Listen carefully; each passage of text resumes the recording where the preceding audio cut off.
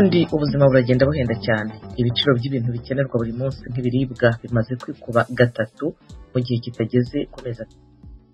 Abaturage barasaba leta gukuraho imisoro n'amahoro ku biribwa biva mu mahanga. Inkuru Ijwi ry'Amerika yabateguriye yifashishije abakunzi bayo mu Burundi, bayisomerwa na Thierry Ndayishimiye ukorera i Kigali mu Rwanda. Ibiciro by'ivyankenerwa byatanguye kuduga kuva mu mezi atatu ya nyuma y'umwaka wa 2022 nk'uko abanyagihugu bo mu ntara zitandukanye z'u Burundi babivuga. Intara ya Cibitoke iri mu burengero bw'u Burundi isanzwe yimbukamwo ibitegwa mbumbarugo nk'ibiharage, ibigori n'imyumbati. Yamara no munsi ibiciro by'ibyo bifungurwa biduga uko bukeye uko bwije. Abahatuye baratakamba. Ikiro cy'ibiharage gifashe 4,500. Ikiro cy'ubududu cyaratigura amajana 5, amajana 4,5. Ubu kigeze ku bihumbi 2, 1,800. Nta n'umunsi n'umwe ikiro cy'ubududu bwashike n'igihumbi. Nta n'umunsi n'umwe umuceri wari bwagura ibihumbi 3. Uno munsi turarushe. Harageze aho twifuza komoka tutagira iyo tuja. Ubu ikiro cy'ubududu buhuye ibihumbi 2,2. Umuceri ni 3,3. Ahubwo abana bagiye kudutukurana. Natwe ubwacu twatukuye. Naco gituma twosaba leta vrema ko yofasha abenegihugu kugira ngo batwibuke. Abantu benshi bararembye. Ico kibazo c'ubuzima buzimbye kiravugwa no mu ntara z'uburaruko bw'u Burundi, aho ibintu bitoroshe nk'uko abahaba babibwiye abakunzi b'Ijwi ry'Amerika. Nko mu ntara ya Kayanza, imwe mu miryango iba ku mugwa mukuru w'iyo ntara ivuga ko itagishobora gufungura kabiri ku munsi kubera ibiciro byabaye ndanse. Kono bizimbye ubu ujanye ibihumbi 2 ugura ikiro kimwe c'ifu, waja kugura ibiharage ujana ibihumbi 4, aho bibari ivy'ijoro rimwe. Aho utegerezwa kubagaburira rimwe ku munsi, nayo baja kabiri ntavyo woronka, mbere no kwibahoza kwiba bo kugurura nk'imihora ibintu bigatembera bikaza biza natwe dusuma, ariko rero biracyagoranye. Ababa mu ntara ya Makamba by'umwihariko binubira kwiduga ry'ibiciro biteye ubwoba kandi ko n'ingaruka ari nyinshi. Ku biharage, ku bigori, ku ifu y'imyumbati yakunda gufungwa cyane ngaha mu Buragane. Genda hamaze imyaka itari mike mugasenege ko naho ifu y'imyumbati ku 2,200. Ibigori nabyo byo byarabaye akabera bahinga kuko ikiro cy'ibigori kize ku 2,500, 3,000 iyo nabiroze. Ingaruka ni nyinshi kuko duhereye nko ku mashuri, abana baraye amashuri kandi birumvikana umwana yaje mu ishuri atafunguye. Aho nabagiyeyo usanga bariko barasinzira. Ku mugwa mukuru wa politike Igitega, igisagara kigira kabiri kirimwe abantu benshi inyuma ya Bujumbura, ubuzima butera buduga nk'uko bamwe mu bakozi ba leta baba muri ico gisagara babivuga, co kimwe n'abandi bo mu mihingo itandukanye y'igihugu. Abanyagitega basaba leta guheba amakori ku bidandazwa na cane ibiribwa byinjira mu gihugu bivuye hanze. Ubuzima ngaha muri capitale politique unavuga ko buzinze kweri kuko tugiye gusuma usanga bitugora gusuma imiryango ifungura nabi cyane. Ukuravye nk'ikiro c'ifu dufate cagurwa kera nk'amajana 5, ucikwijwe ko nk'inshuro hafi nka 5. Ugacuraba n'agashara k'uyu munsi ushisa kubaho ari ku mangetengete bitoroshe. Leta yoyora bikagakura amakori ku bintu bimwe kugira ngo ishobore kwinjira. Yego leta kweri bitugabaniriza ibiciro nk'imiceri, biharage, ndibaza vyokunda. Hari ibindi nyamukuru biriko biratuma ubuzima butera buzimba mu Burundi nk'uko abahinga mu bijanye n'iterambere ry'abantu babivuga. Aloyize Misago numwe muri abo bahinga ashikiriza kwitituka ifaranga ry'u Burundi riri mu bituma ubuzima butera buzimba. Bwa mbere nuko abakeneye ibintu baguma bongerekana, mugabo umwimbu ntubongerekane. Niba nko mu myaka 10 iheze hariho abantu miliyoni 10, uyu munsi turiko twabaye miliyoni 13, usanga abarimyi ari bake cyane, abandi n'abakora ubundi buzi bakora mu mahinguriro canke bakora ibindi. Ishaka biri naco n'ukuntu ifaranga ry'u Burundi riguma ritagaciro. Leta y'u Burundi itera kama abarundi kugira bakura amaboko mu mpuzu bagwiza umwimbu. Uwo muhinga mu bijanye n'iterambere ry'abantu avuga ko ako kamo kadahagije, asaba nyabu na leta y'u Burundi gushinga amahinguriro kugira ngo haboneke umwimbu wo gushorera mu makungu, haboneke mu gihugu amafaranga y'agaciro mva makungu. Ariko ashikiriza ibyaranguwe n'ubushikiranganje arongoye mu kiringo c'amezi 6 ya nyuma mu mwaka uheze w'2022 kabiri umushikiranganji Marie Chantal Nijimbere ajejwe ubudandaji yasiguye impamvu leta ibona ibidandazwa biduga. Niyo gishinze ibiciro hanyuma baza kuzitura n'abaza kubigura bakaba benshi ari kamukiza ari naco gituma duhamagarira abarundi bose muri kino gihe tubona ko ibiciro bisa n'ibiriko biraduga kuvyimburwa twirimira hano iwacu tureke kuzimbana ariko twumve yuko dutarikamenya umwungu kw'isoko dukurikije ibiciro biba vyashinze. Ibintu biruko mu Burundi mu gihe banki nkuru y'igihugu yerekana ku rubuga ngurukana bumenyi ku biciro by'ivyankenerwa bimaze kuduga gushika kuri 28% muri kino gihe. Urakoze Thierry Ndayishimiye kuri iyo nkuru. Bamwe mu mpunzi z'Abarundi bo mu nkambi ya Murongwe mu ntara ya Kivu y'Epfo muri Repubulika ya Demokarasi ya Kongo barifuza gutahuka kubera imibereho mibi ibugarije. Ni inkuru y'umunyamakuru w'Ijwi ry'Amerika Vedaste Ngabo uri Uvira. Inyinshi muri izi mpunzi ziri kwiyandikisha guhunguka ni zimaze amezi 3 zivanwe mu nkambi y'agateganyo ya Kavimvira mu mujyi wa Uvira. Zivuga yuko zikambitse mu bihangare byo mu nkambi ya Murongwe zugarijwe n'ibibazo by'inzara kuko zimaze igihe kirekire nta bufasha bw'ibifungurwa zihabwa n'ishyirahamwe rya PAM. Izindi nazo zigaragaza ko aho zikambitse nta bisaswa zifite. Joseph Barutwanayo yageze muri inkambi ya Murongwe tariki ya 7 y'ukwezi kwa 12 umwaka wa 2022 aho akambitse avuga yuko ubuzima bubi babayemo ariko bwatumye ahitamo kwiyandikisha mu bazahunguka. Tukaba kuva tugishika ngaha nta kintu turaronka ni buri cyo dufasha duhereye ku bintu by'ifungurwa n'amasafuriya n'ibyo kwifuka n'ibyo turarako nta kintu na kimwe turigera tubona. Ubu tumerewe nabi cyane gose.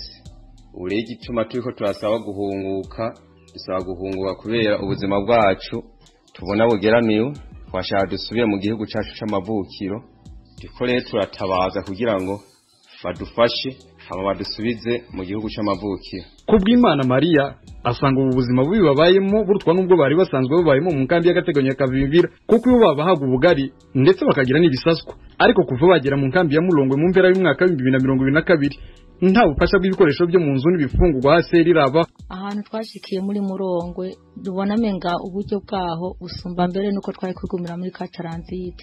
Kwa muri Kataranzite twari twahamenyereye nta muntu akiyumvira iby'inzara ibyaribyo. Hoho twaranagira gutya na saa sita bakaduheza niyo ntori imwe y'ubugari. Ariko ino nta kintu na kimwe badufashishamwo inzara igomba kutwica n'abana. Tugishika ino hoho nk'ubunya twasanze inizuba ryaratse abantu barimye ntibigeze bimbura ngo badufashishe. Harageze igihe baza kudutoreza injya mu mihana nahone barazibura kubera n'abatakintu na kimwe bafise. Kisha gituma rero tubona yuko menga twotuma dutaha twaza kugwa mu gihugu kiwacu. Aha muri inkambi kubera ubuzima bubi bwo kudabwa ubufasha izi mfunzi nsha zigera ku gihumbi zifite usanga zimwe muri zo zijya gutera ibiraka byo guhinga hitwa za Kalongwe, Sebere ndetse na Mukinshi kugira ngo zibone ibyo zigaburira abana.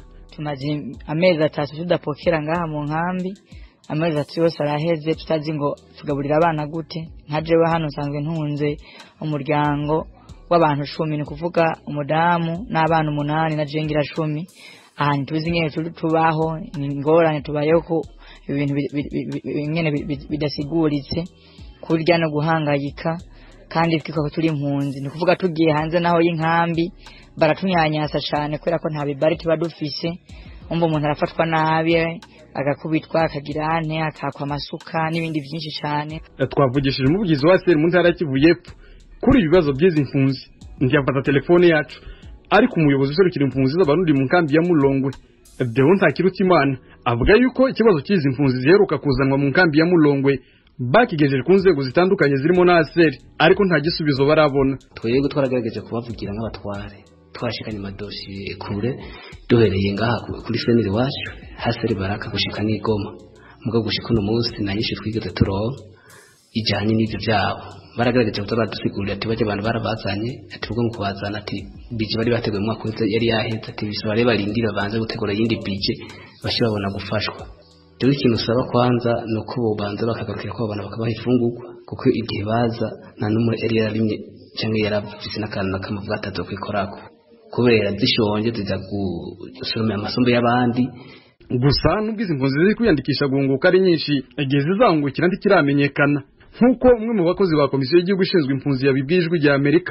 Usibye izi mpunzi nshya zifite iki kibazo n'impunzi zisanzwe mu nkambi za Mulongwe na Lusenda nazo zivuga yuko zifite ibyo bibazo kuko zimaze amezi 3 zidahabwa ubufasha bw'ibifungurwa na PAM. Vedaste Ngabo, ijwi rya Amerika, Uvira. Perezida wa Malawi ejo ku munsi wa gatatu yarasabye imfashanyo amakungu inyuma y'aho igihugu ciwe gisanganguriwe n'igihuhusi c'imvura ciswe Freddy cateye imyuzure hamwe no gusenyura udusozi byahitanye abanyagihugu baharugwa mu majana. Ico gihuhusi kivanze n'imvura caciye ku nkengera z'umugabane wa Afrika mu mpera z'indwi iheze, bwabaye ubugira kabiri mu kiringo kiri munsi y'indwi zitatu ako karere gasinzikazwa n'ivyo biza. Perezida Lazarus Chakwera yavuze ko urugero rw'ivyononekaye rurengeye ubushobozi igihugu gifise. Yabivuze igihe yariko aratangaza ko igihugu kigiye kumara indwi zibiri mu kigandaro. Leta yaremeye gufashisha umuriyaridi umwe n'ibice bitandatu w'amakwaca akoreshwa muri Malawi, ni ukuvuga umuriyoni umwe n'ibice bitanu w'amadolari. Abahuye n'ingaruka z'iyo myuzure kandi bakeneye gufashwa baharugwa mu bihumbi amacumi. Abategetsi bavuga ko abantu bashika ku 255 aribo bapfuye, abandi amajana barakomereka. Mu gihugu kibanyi Mozambique iyo mvura yahitanye abantu 53 nk'uko Perezida Philippe Nyusi w'ico gihugu yabishikirije. Nayo muri Burkina Faso abene gihugu 64 b'ico gihugu baratahukanywe ejo ku munsi wa gatatu mu gihugu cabo bakuwe muri Tunisia. Bahunze amabi ariko arakorerwa abakomoka mu bihugu byo muri Afrika yo munsi y'ubugaragwa bwa Sahara. Ni nyuma yaho Perezida wa Tunisia Kais Saied ashikirije amajambo y'amacakubiri ashingiye ku rukoba. Umumenyesha makuru w'itororokanzo ry'amakuru ry'abafaransa AFP yavuze ko bashitse ku mugwa mukuru wa Gadugu n'indege ya leta ya Burkina Faso. Bakiriwe n'abashikiranganje ba leta, abavyeyi babo hamwe n'abo mu miryango yabo. Umushikiranganje w'imigenderanire wa Burkina Faso Kamara Moko Jean-Marie Traoré yavuze ko uwundi mugwi uzotahukanywa muri ubu buryo nyene. Guinea Conakry yaratahukanye umugwi wa mbere w'abene gihugu bayo ku itariki ya mbere y'ukwa gatatu. Ibindi bihugu byatahukanye abavyo ni Mali hamwe na Cote d'Ivoire. Washington, ijwi rya Amerika. Muyavugwa hanze y'umugabane wa Afrika, igihugu ca Canada kigiye kuzorungikira Ukraine amasasu angana hafi ibihumbi 8 hamwe na misile. Ubushikiranganji bwo kwivuna abansi bwa Canada bwavuze ejo ku munsi wa gatatu ko ico gihugu kizoha kandi Ukraine amasasu arenga 1800 ya burende zo mu bwoko bwa Leopard zatanzwe n'ibihugu vya Denmark, Ubudagi hamwe n'Ubuholande.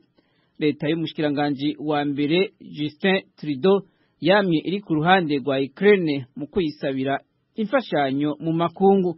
Yaremeye kuzotanga amafaranga ngana n'imiliyoni 730 z'amadolari yo gufasha igisirikare ca Ukraine kuva Uburusiya butera mu mwaka uheze. Ubushikiranganji bwo kwivuna abansi bwa Canada bwaratangaje kandi ko bugiye kurungikira Ukraine burende 8 za Leopard, byitezwe ko zizoshikayo mu ndwi ziri imbere. Nayo muri Israeli igisirikare catangaje jo ku munsi wa gatatu ko cishe ukekwa kuba yari yiboheye ko ibombe mu buraruko bw'ico gihugu. Cavuze ko uwo muntu bishoboka kuba yari uwo mu muhari Hezbollah wo muri Libani. Abajeje umutekano muri Israeli baciye bamurasa arafa, akekwa kuba yinjiye muri Israeli avuye muri Libani. Israeli na Libani birabana